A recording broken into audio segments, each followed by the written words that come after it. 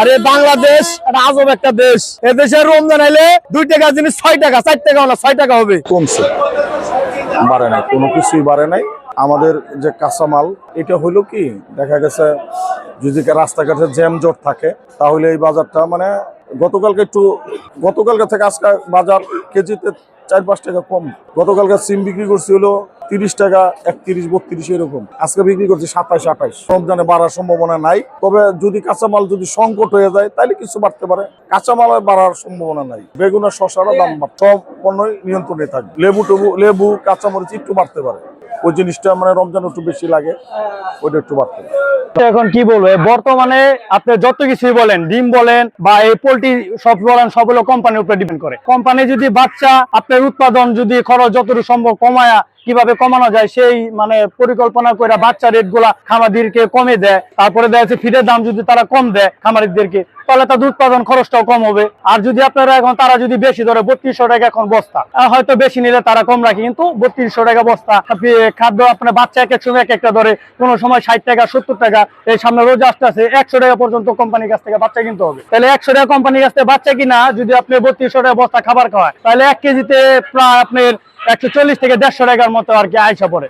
আপনার লিটার খরচ আছে, ফার্মে আরো বিভিন্ন কর্মচারী বেতন আছে, সবকিছু মিলে 140 থেকে 150 টাকা পর্যন্ত তারা ওইখানে উৎপাদন তারা খরচ করে। তাহলে 140 টাকা তারা যদি বিক্রি করে, তাহলে দেখা গেছে ওইখান থেকে আবার একজন কিনা নিয়ে আসে গাড়িতে, তাদের গাড়ি ভাড়া আছে, খরচ আছে, 2-3 জন লেবার খাটে, তো এইখানে না তারা বিক্রি করে, তারপরে আমাদের কাছে আসে, আমরা আপনার বিক্রি করি। দেখা গেছে আমাদেরও শ্রমিক আছে, আবার কারেন্ট বিল আছে, দোকানের খরচ আছে, সবকিছু মিলে 2-4-5 টাকা আমরা আবার ডিফেন্স করলে দেখা গেছে মুরগির দামটা অনেক হয়ে যায়। তো মূল কথা হলো আগে কোম্পানি গুলোকে ধরতে হবে, যত কোম্পানি আছে নারিশ, কাজী, তারপরে যত ধরনের প্যারাগন যত কোম্পানি আছে সবগুলাকে বাচ্চা খাদ্যের দাম সবসময় এক রেটে রাখা যায়।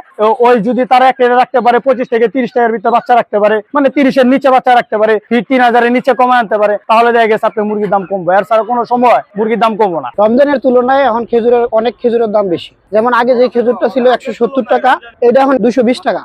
আবার যেটা ছিল 180 টাকা, সেটা হচ্ছে 230 টাকা। অনেক দাম বেশি।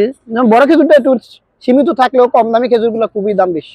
রমজান উপলক্ষে মাল নাই, দাম বেশি দিয়ে গেছে, মাল দিতে আছে না, এই কারণে দাম বেশি। সরকার তো আমরা একটাই চাই যাতে একটু নাগালের ভিতরে থাকবে, সবাই যাতে খাইতে পারে। যেগুলো বড়ই বিক্রি করতাম 200 টাকায় বল সুন্দরী, সেইটা এখন বেচতেছি 150 টাকা। তারপর টক বড়ি বেচতাম 140 টাকা 35 টাকা, এখন বেচতেছি 30 টাকা। আগের চাইতে অনেক কম। এখন বর্তমানে যে বাজার সেই তুলনায় এখন বড়ই ঠিক আছে বিক্রি। এই কাঁচামাল যেগুলো আছে যেমন বড়ের আইটেম গুলো, এগুলো কম। আর আপনার ফল যেগুলো ফরেন ফল, আনার, কমলা, আনার, এগুলো একটু বাড়তি আছে। এই যে ভোটের 3-4 দিন বন্ধ ছিল, আর ওদের কোনো মাল ছিল না, মালের একটু সংকট ছিল। যেমন 9 কেজি আঙুর কিনতাম আমরা 3200-3300, সেইটা 3700 ছিল। তার মানে 400 উপরে কেনা পড়তো। আর আগে এক সপ্তাহ আগেও 400 বিক্রি করছি। এখন বর্তমানে বাজারটা ওগুলোর বেশি একটু। অন্য দেশে রমজান মাসে ফলের দাম হলো কমই। আরে বাংলাদেশ আজব একটা দেশ। এদেশে রমজান আইলে 2 টাকা জিনিস 6 টাকা, 4 টাকা না 6 টাকা হবে। এই আঙ্গুর কয়দিন আগে আমরা 300 টাকা কেজি বেচছি, এখন বেচতে হইতেছে আমাকে 450 টাকা কেজি। কেজিতে কয় টাকা বেশি? 150 টাকা। একটা মানুষ রোজগার করে কয় টাকা? 300, 400, 500, সর্বোচ্চ 600। 1 কেজি আঙ্গুর কিনবে গেলে টাকা আছে, স্যার খাইবো কি? প্রত্যেকটা জিনিস, খালি এই জিনিস না, প্রত্যেকটা জিনিসের দাম মনে করেন ডাবল। তাই 1 ডবল না 2 ডবল না 3 ডবল। এটা সরকারের কাছে, আমাদের যত সরকার হয়েছে, আমার কাছে অনুরোধ, প্রশাসনের কাছে দৃষ্টি, এগুলো মাল একদিনে কেমন করে বাড়ে? কার্টনে 1000-1500 টাকা, কার্টনে 100-200 টাকা বাড়লে ঠিক আছে, এক মালে 1500 টাকা কার্টনে বাড়লে কেজিতে 100 টাকা 150 টাকা বাইরে যা, এটা তো বাড়ো তো ঠিক না। 10 টাকা 20 টাকা বাড়ুক, এত বাড়বো কোন হিসাবে? কারো বিচার দেবো?